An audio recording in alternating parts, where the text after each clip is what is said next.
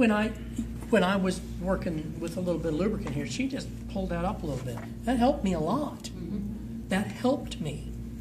And if you get clients that take part in the routines with you, then there's more going on right there. Mm-hmm. That's a lymph.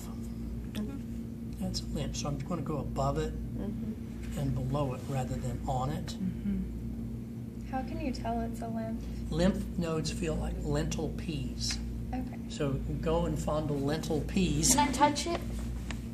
I didn't have to say that. It's a little lump, right? They're little tiny lump. Okay. Show and tell. If someone were recording this, I know, which made me think of lovely lady lumps. Who's the man with half the finger in there? So, anyway, I'm right in here. We're just kind of compressing and pulling a little bit. I like to compress. And that's This is pec major. Pec major. Yeah, any muscle I compress, I like to compress and lift or compress and pull a little bit. I even do that on the SCMs. Mm-hmm. So I'm just reaching in. Feels good on the upper traps too. Emma did that on Oh, it does. Some, It's it was great. Like, ooh, it shot all the way to my neck. It does, yes, absolutely.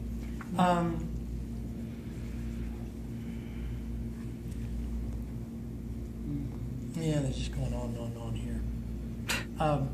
Pec minor. Pec minor is a little different to work. Pec minor, this is pec major. Pec minor lies right underneath it. So I'm on the ribs, and I'm just pushing up under a little bit, right on the edge. There it is. You know, that was a little of that lymph again. So right in that area. Now I'm going to come around behind, right there where Iris is, because I find pec minor sometimes a little easier for me to access on my clients in this position. And see what I mean about corralling? right. It doesn't matter to me what size breast tissue is, because I can move it and corral and pull back, and you know, it's just I'm lassoing, I guess. I don't know. For lack of, Lassoing the breast tissue. for lack of a better word.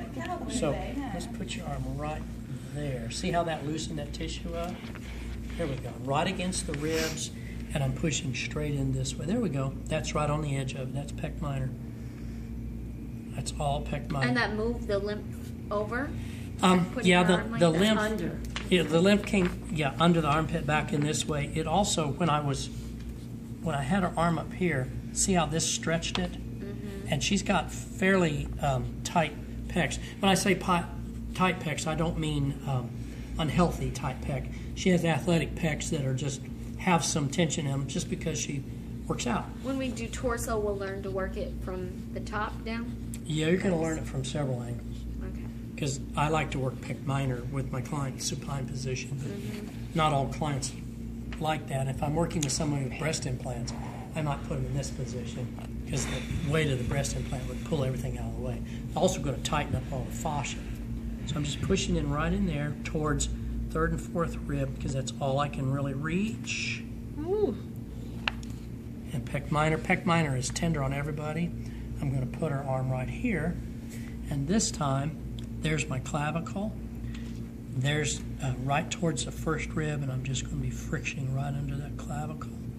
I chose to do this from behind because it's easier to reach and less invasive. So I'm right under the clavicle. I'm right under the clavicle, frictioning right along there into that area because that's subclavius. And then you have to be careful of the brachial plexus. Where does it? I do. Pec minor, and in fact, that is one of the Subclavius. causes. Pec minor and subclavius. If I push too much in here and she says, yeah, I'm feeling it down into palm of hand, I'm probably pressing on the brachial plexus too much.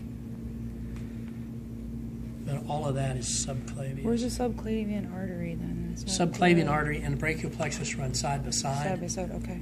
and it's going to be nerve subclavian artery. Okay. So the subclavian artery is going to be more medial because it's got a big branch up in there that. So close together. I know. You just Like, got to how be do real you know if careful. Well, just listen to the client and, If it radiates. well, Yeah. What about the artery though?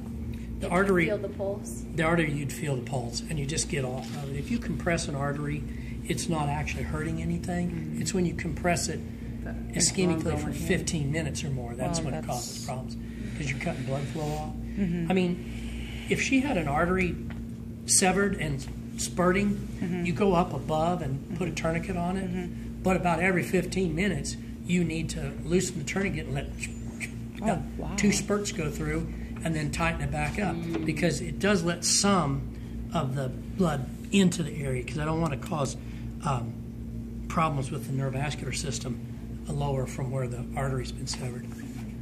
Every 15 minutes or so, you said? Yeah. By the way, Let's hope we never have to. No, I was seriously. 3, 4, 5 years ago, there was an NBA star lived in Louisiana, I think. It was, I don't know, cleaning his pistol or doing something. He was home by himself, and it went off and hit him. Plexico Burris, wasn't it? I don't remember the name at all. You could say, you could give me all sorts of names I wouldn't know. It hit him right in the femoral triangle. Did he go to jail for it? He died.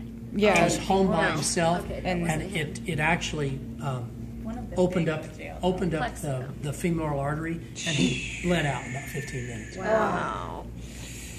You're a lot looser in this area. Now that's the, I feel that is the Was that your routine. tight side? Was that your